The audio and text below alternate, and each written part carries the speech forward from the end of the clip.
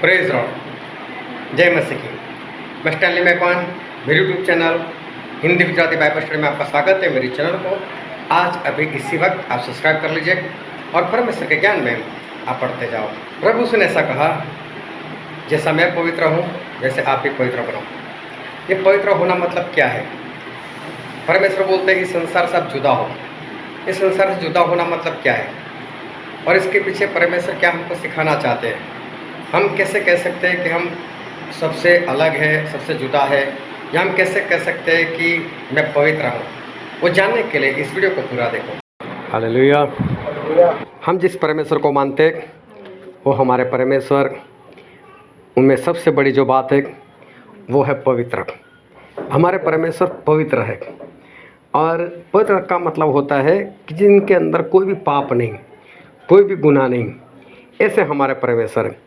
और ऐसे हमारे परमेश्वर इसलिए उन्होंने हमको भी ऐसा ही कहा है कि जैसा मैं पवित्र हूँ वैसे तुम भी सारे चाल चलन में पवित्र बनो। तो हमारे परमेश्वर चाहते हैं कि हम भी उनके समान सभी चाल चलन में हम पवित्र बने, क्योंकि हमारे परमेश्वर खुद पवित्र है। लेकिन हम इंसान जो है वो पापों में भटके हुए, और हम पापों में भटके हुए जब से आदम और हवा ने पाप किया तब से सभी लोग पाप किए जा रहे।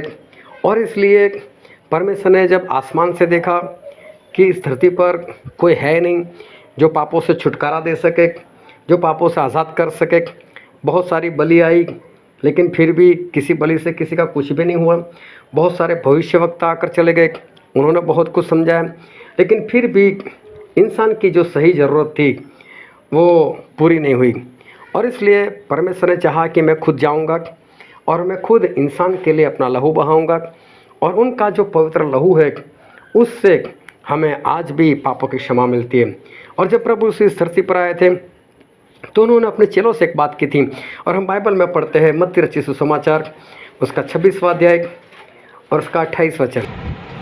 क्योंकि यह वाचा का मेरा वह लहू है जो बहुतों के लिए पापों की क्षमा के निमित्त बहाया जाता है। देखो, प्रभु ने ऐसा कहा कि एक मेरा लहू है, ये वो पवित्र लहू है जो पापों की क्षमा के लिए बहाया जाता है। इसका मतलब ये है कि अगर वो लहू हमारे ऊपर आ जाए तो हम कैसे बन सकते? पवित्र बन सकते, हम शुद्ध बन सकते। ये सिर्फ प्रभु के लहू के अंदर ही ताकत है। एक वचन और पढ़ते जो है पहले यूहन्ना में, पहला यूहन्ना उसका पहला अध्याय और उसका 7वां वचन। और यदि जैसा वह ज्योति में है वैसे ही हम भी ज्योति में चले तो एक दूसरे से सहभागिता रखते हैं, और उसके पुत्र यीशु का लहू हमें सब पापों से शुद्ध करता है।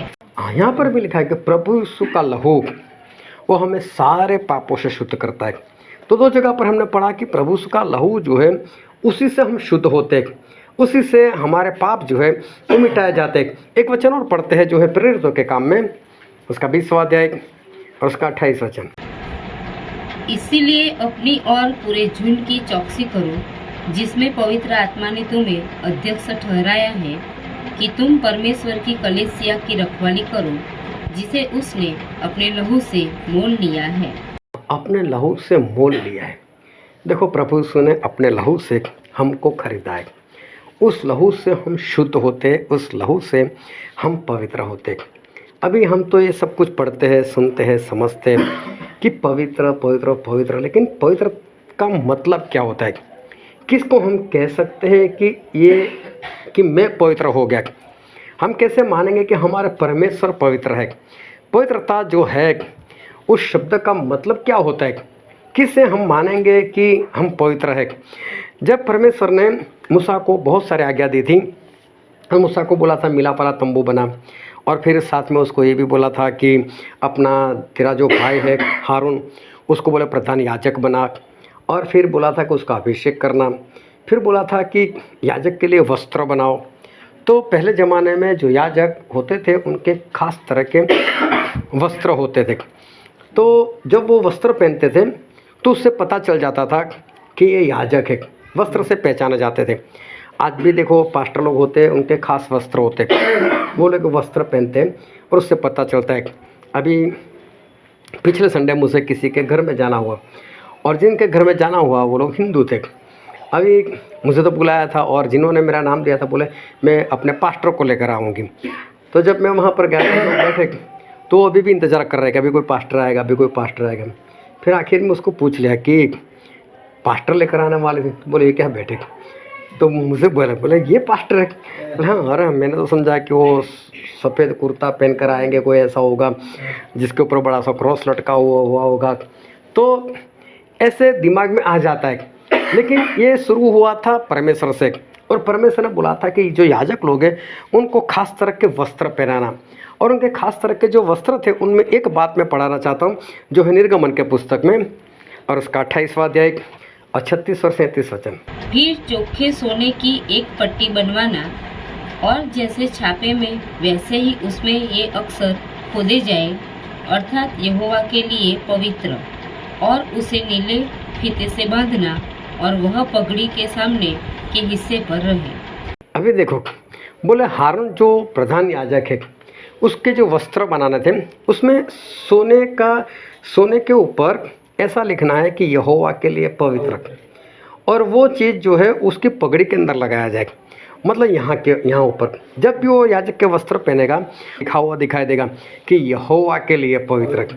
इसका मतलब ये है कि ये परमेश्वर के लिए जुदा किया गया है, अलग इसको किया गया है।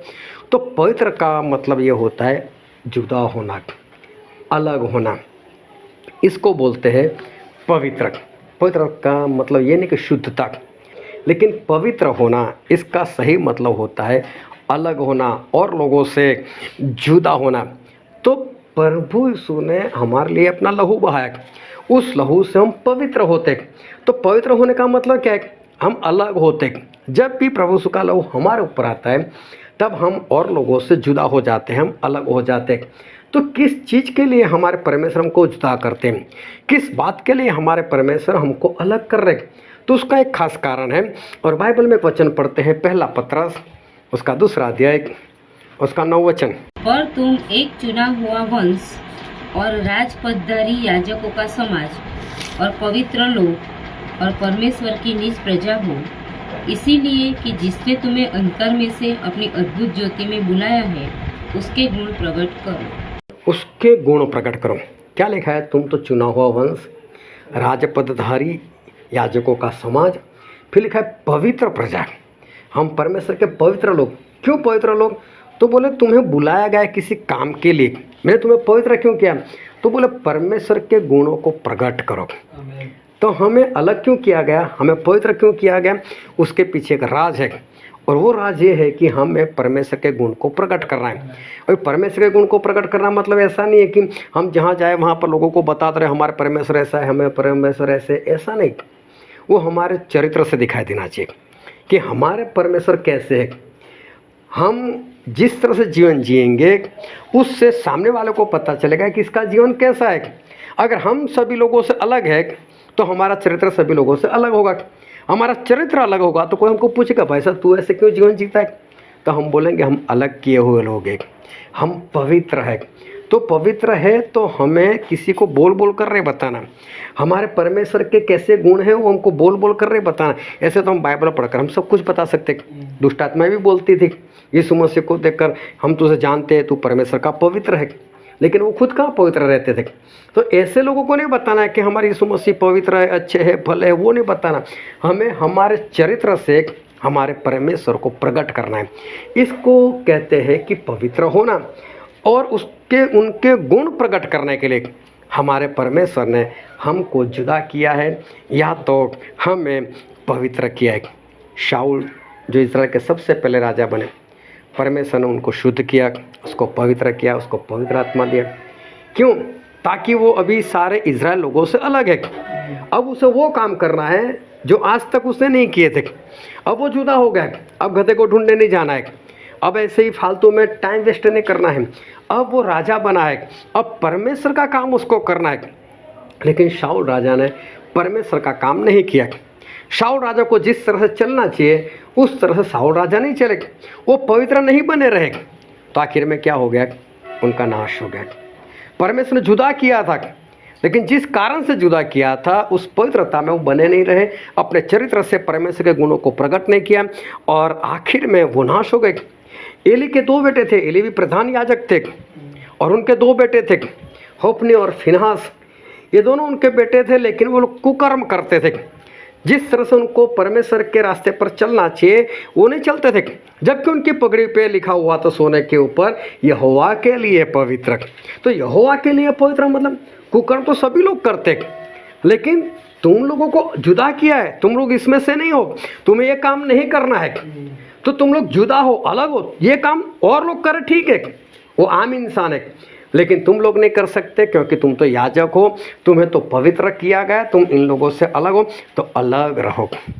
लेकिन जब अलग नहीं रहे, उनके समान काम करने लग गए, वो नाश हो गए। शाऊल भी इसलिए नाश हो गए क्योंकि परमेश्वर को जुदा किया था। वो तो शमूएल को मारने के लिए भाग रहे, वो तो दाऊद को मारने के लिए भाग रहे। उसके अंदर तो बैर है, उसके अंदर तो नफरत है, उसके अंदर तो हत्या है। ये आम इंसान के अंदर हो सकता है, लेकिन जिसको पवित्र किया गया, जिसको जुदा किया गया, तो पवित्रता का मतलब ये नहीं कि बस हमें शुद्ध होना है, लेकिन हमें जुदा होना है। तो शाऊल को भी परमेश्वर जुदा किया था, लेकिन वो आम इंसान बना रहा, लोगों की तरह उसके अंदर भी नफरत है, उसके अंदर भी बैर है और उसके अंदर हत्या भरी हुई है, और वो तो दाऊद को और शमूएल को मारने के लिए वो तो भागता रहता है। ये तो और लोग कर सकते, ये जुदा किया हुआ पवित्र इंसान ये कभी भी नहीं कर सकता।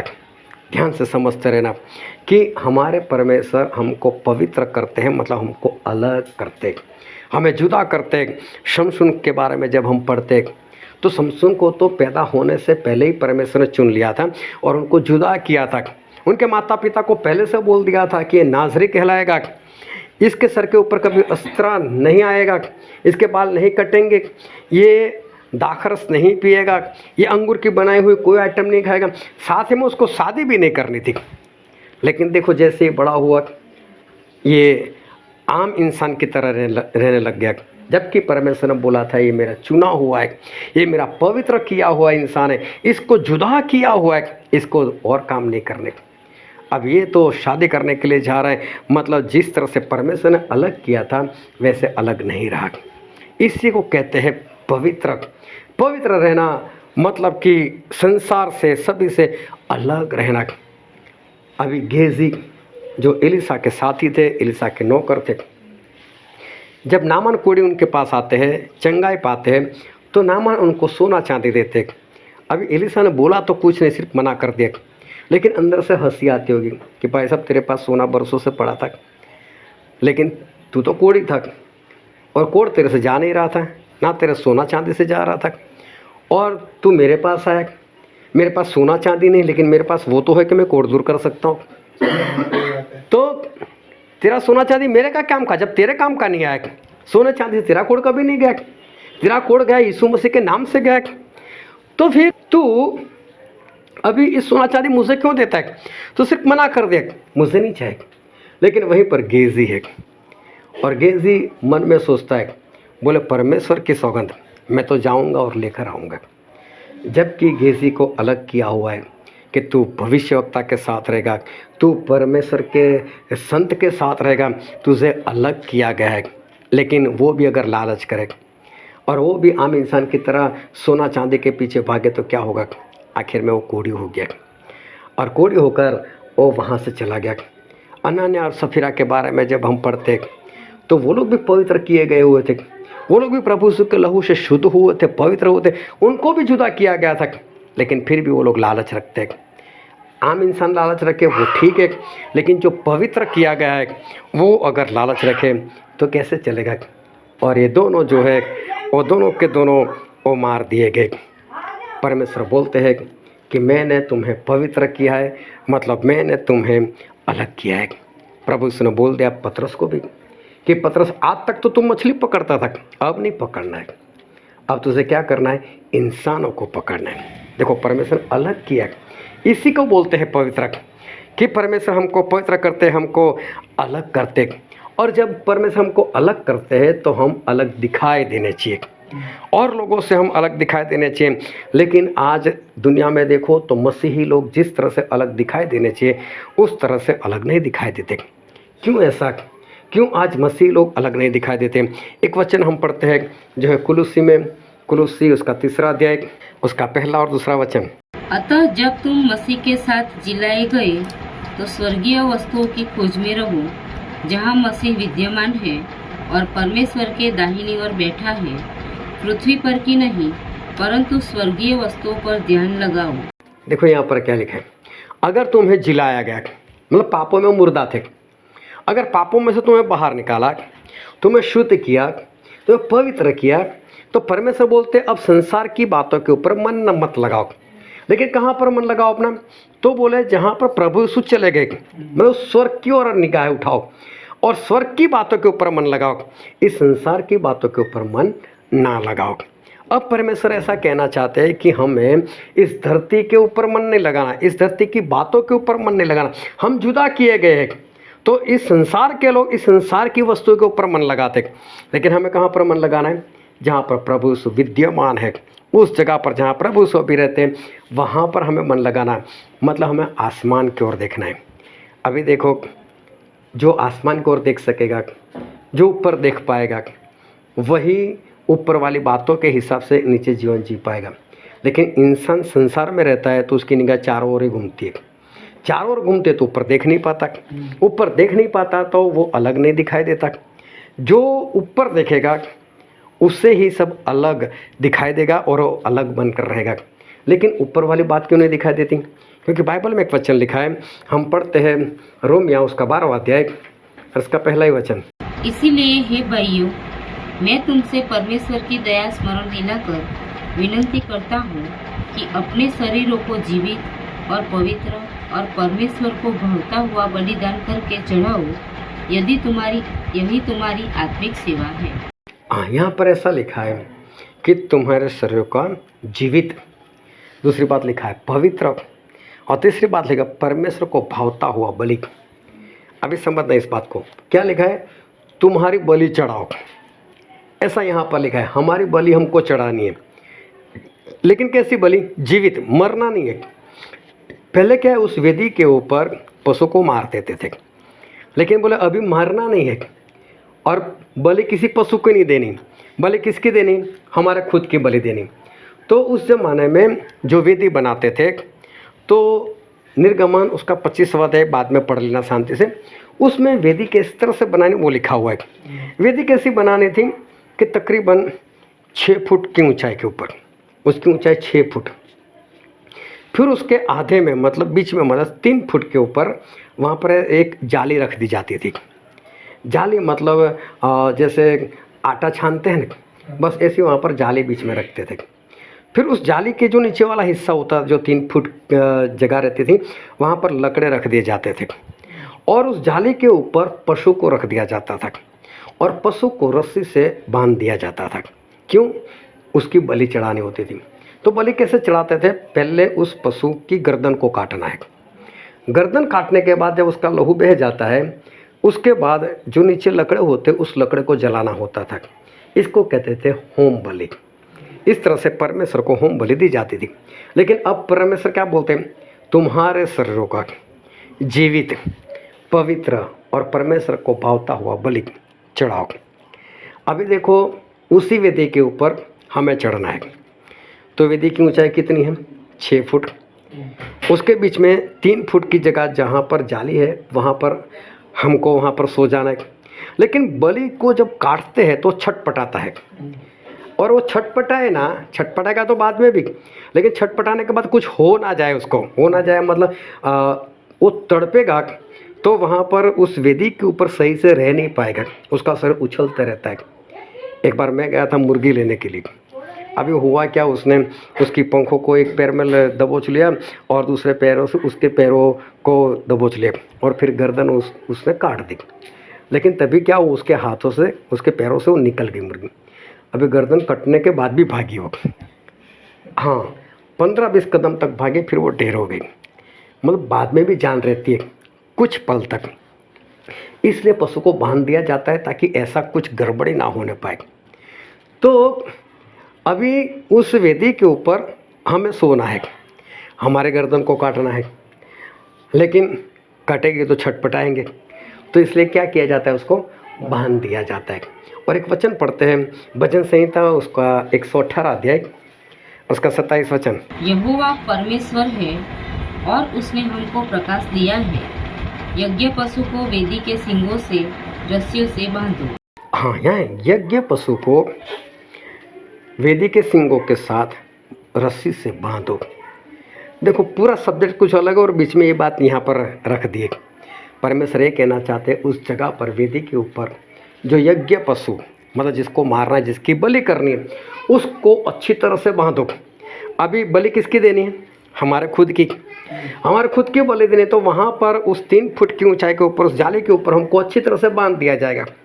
अभी जब सर से लेकर पाँव तक हमको बांध दिया जाएगा, हम थोड़े से भी हिल नहीं सकते, सिर्फ हमारी आंखें इधर उधर हो सकती, बाकी हम कुछ भी नहीं देख सकते या इधर उधर हो नहीं सकते। अभी आप सो जाओ और आपकी चारों ओर दीवार है, समझ लो दीवार आपसे 3 फुट ऊंचाई के ऊपर है। अभी आपकी गर्दन हिल नहीं रही, आप बैठकर कुछ देख नहीं सकते, सिर्फ आपकी आंखें देखेगी तो क्या देखेगी? अगर बाईं ओर देखेगी तो भी वेदी दिखाई देगी, सामने को देखने को प्रयत्न करें तो वहाँ पर वेदी दिखाई देगी, चारों ओर कहीं पर भी देखेगी तो उसको क्या दिखाई देगी? सिर्फ वेदी। लेकिन ऐसे सोए पड़ेंगे, ऊपर तो खुली है वेदी, तो उसको क्या दिखाई देगा? आसमान। तो परमेश्वर क्या बोलते हैं? ऊपर वाली बातों को ढूंढो, जहाँ प्रभु यीशु है वहाँ की बातों के ऊपर मन लगाओ। लेकिन वहाँ की बातें कब दिखाई देगी? जब इस वेदी के ऊपर हम बलि हो गए होंगे तब। जब हम पवित्र किए गए, हम जुदा किए गए, तो जुदा कब दिखेंगे? जब इस वेदी के ऊपर हम बलि हो गए होंगे तब। जब तक हम बलि नहीं होंगे तब तक हमें परमेश्वर वाली बात जो है नहीं दिखाई देगी। जब तक हम जिंदा है तब तक हमको संसार की बातें दिखाई देगी। लेकिन जब हम इस वेदी के ऊपर बलि हो जाएंगे तभी हमको ऊपर की बातें दिखाई देगी। तो हमें क्या होना है? बलि होना है।